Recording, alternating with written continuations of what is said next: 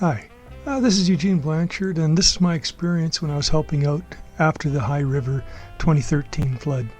A buddy of mine had a place in the High River, and this is a picture of it. This is before the flood. It was a really nice place. There's a park on the left-hand side, and right in the center is this. And you can see my reflection. I'm in white coveralls that are all covered with mud in the glass. So this is what it looked like before the flood. So here we pulled up to it, and first thing we noticed is that there was tons of mud. The flood deposited probably about 6 inches, maybe 8 inches of mud all over the place, and it looked like it was dry, but it wasn't. You stepped on it, it was like a clay. You just sunk right into it. Here's the front of the place. And the vehicle in the front is the renter. This is a rental property, and what happened is that he got up in the morning around 7 o'clock and got about half an hour away, and then he heard that the flood was happening, and he couldn't make it back home because there was already 3 feet of water. So you can see where we tried to walk in the driveway, and it was just this horrible muddy clay. It was really stinky. That's Ron, who owns the place, and on the side there was a bunch of these little cement blocks, and we were walking on that to get to the back. This is the field. In the field, it was a playground actually. It was just all covered with mud. On the other side of the trees is the actual river. There was a bank there. So we only got about 3 feet of water here. It went up to about almost to the top of the fence post that you see. This is in the back. There's a couple of vehicles. There's a Hummer in the back and Escalade, and you can see where the water went up on the pickup truck. It went right up to the roof of it, and there's a little garage in the back. When we went in the house, basically the water went up right up to the top joist, almost touched the floor on the ceiling, and in the bottom it was all muddy like this. There was probably about 6 to 8 inches of water and mud in the back. It had all drained. And looking down from the main floor down to the front entrance, underneath what you see is a bunch of DVDs. There's probably 100 DVDs just scattered all over the stairs under the mud. So we couldn't even get into the basement. We had to start cleaning out all the mud in the DVDs and stuff like that. Looking down in the basement, those are ceiling tiles that are down there. Everything was just all floating around. We had to carry a knife with us because the renters, the wife had her hobby was knitting, and all her yarn was in the basement, and it was all tangled up. You'd take 2 steps and your feet would be tangled up with the yarn, and so you'd have to cut the yarn off. The backyard again. Now, interesting, this is the back, and there's the alley. There was a porch, very similar to what you see in the back door there, and it had floated from the front and floated all the way into the back. We'll see it here. And that's the Hummer. That was all of these vehicles are gone. You can see how far the water went up to. It just went up to the top of the doors and the hood and that. Over here, there had these big gardens in the back. This is the next door neighbors, and they floated and moved, and that. I don't know if I have a picture of the house. We'll see if I have a picture of the house. But the next door neighbor's house, the foundation was caved in. This porch here, right here, it floated all the way down the side of the house, down here the back alley from the front, through the driveway, and ended up by the garage, and that.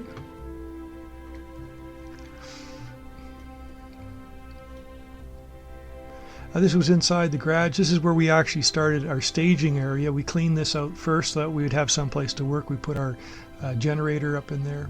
And this is looking at the back of the...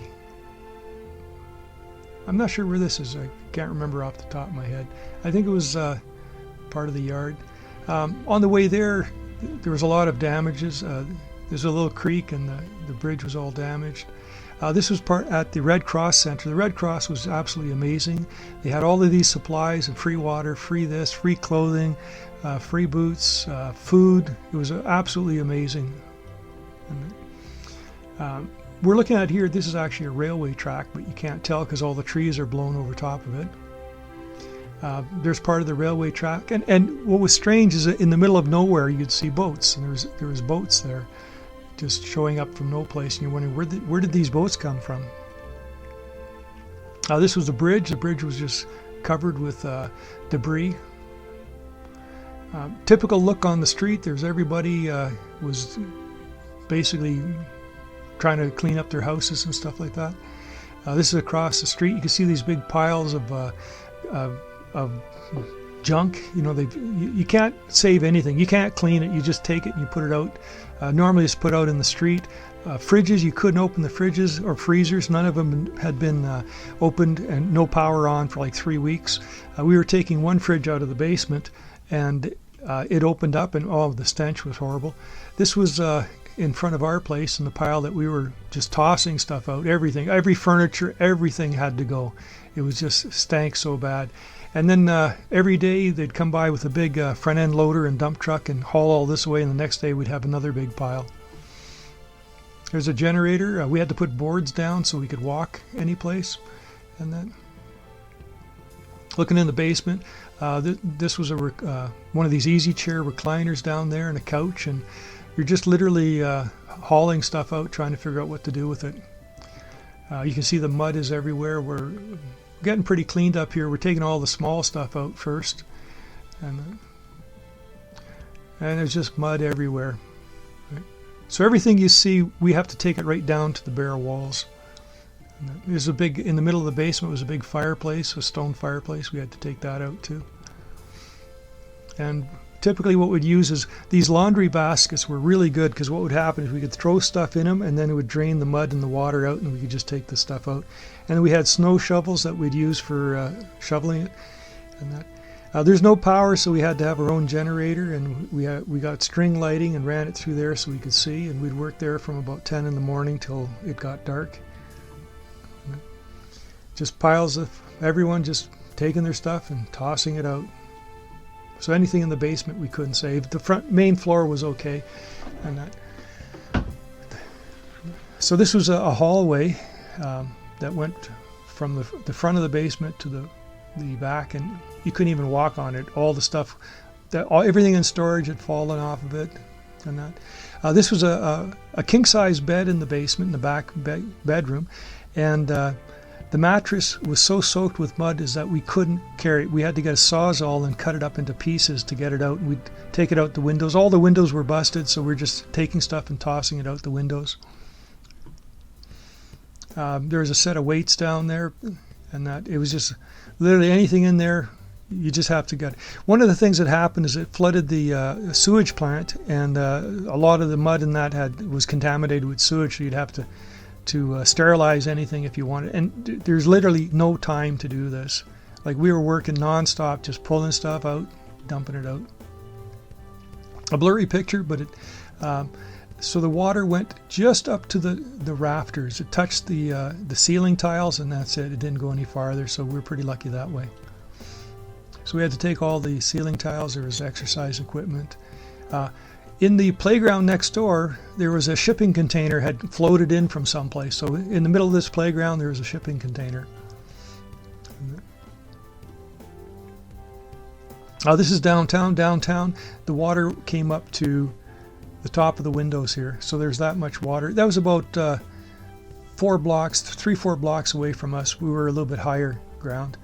And so everything downtown was just covered, and it was just total disaster. This is a railway line through the town. You can see as part of it's washed out. And this is first time I looked at this, I was surprised. I said, "What is this?" And it's actually the railway track. The force of the water lifted it up and twisted it to look like a fence. Over here is the water actually just washed out the track, and there's no track. It's just floating in the air. All these cars here are the cars that have been towed out that have been underwater, and there's a huge field next to the Red Cross Center, and all of these cars are write-offs. Once you have a vehicle that's flooded, you can't do anything with it because the water gets everywhere. Screws up the electrical, screws up the mechanical, everything. So you just had a huge field of thousands of cars. We had to pull out everything in the basement. We had to take the furnace out. We had to take the water heater. We had to take all the heating ducts. There's tons of volunteers. These were some volunteers that from their church came down, and they helped us for a day. You can see how muddy you get. Everything you touch is muddy. So we had I had white coveralls, and these came down. As you can see, they got plenty dirty. At the end of the day, we'd take out a hose and then we just spray ourselves down.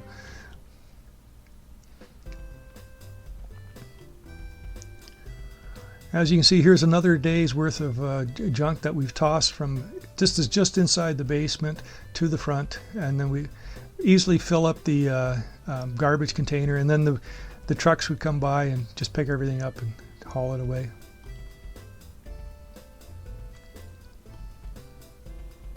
This is the Red Cross Center again. It was the highlight of the day. At the end of the day, at the beginning of the day, we'd go there to see what stuff they had. The number one thing I got was these great rubber boots. I still have them, and the food. At the end of the day, we'd always go there and we'd have a barbecue, and it was just excellent. It was like the highlight of the day. You're working hard, you head over there, and they were always coordinating things. If you need help, then you'd go there.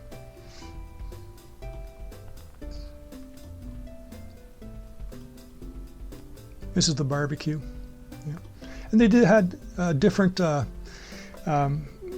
charity groups and church groups would have their food trucks that would come down, and at lunchtime you could go and you could have these amazing meals. Every day was a different meal, different charity organization, and they'd also have people coming door to door asking if you needed water or food or something to eat too. What you do is you'd post on your house, the side of your house, and it would say like you have no power, what you need, power needed, or gas or electricity or whatever. So there was these standard things you'd post on, and that would let the service companies know what you'd need.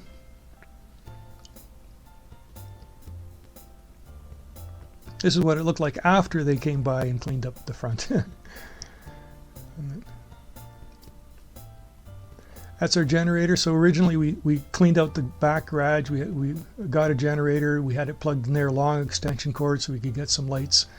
And that I went down to where did I go to?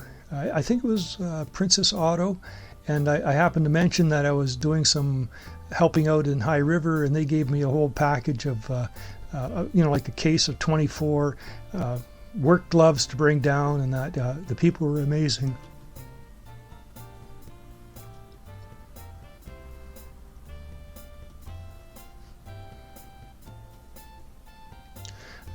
These guys are from, I think they're Vermilion Mudsuckers or something like that, a company. And they drove down their trucks to big mudsuckers. And using this, we were able to get all the mud and the stuff out of the basement, so that way we could actually get to the point where we could start cleaning and that. Some really great guys. Huge truck, absolutely monster of a truck. It's basically a big vacuum cleaner. And we're actually starting to be able to see the floor now. We had our hose down there, and we're hosing things off, and then we used squeegees to squeeze all the water, and the drain still worked. And that now this was totally packed before. Now it's empty, and now we can actually start seeing things. Snow shovels worked amazing for this, right? Snow shovels and laundry baskets. So if you have to do this, so you can see we got our hose there that we use to hose the water, and then we squeegee it down. There's one, I think that's my squeegee. This is in the basement. This is the main drain where all the water went, so you can think of a whole basement full of water, and basically it drained down through there, right?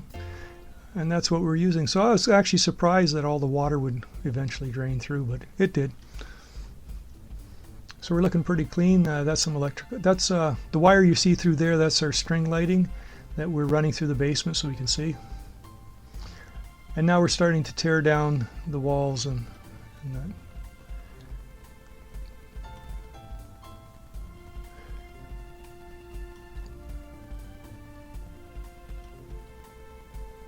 So we have to tear all the drywall down, all the insulation, right down to the studs. Right, because it's all been soaked. And we're trying to do it as fast as possible before mold gets in. That's the whole thing, is we want to get this so no mold comes in. So you can see all we're doing all day long is tearing stuff down, getting rid of it. You have to even take the plastic off. We got some more help that came in. Here's the fireplace. The fireplace was all damaged. It's all a brick one and a brick wall. And then, these are phone books, and this was probably the stinkiest thing in the whole flood.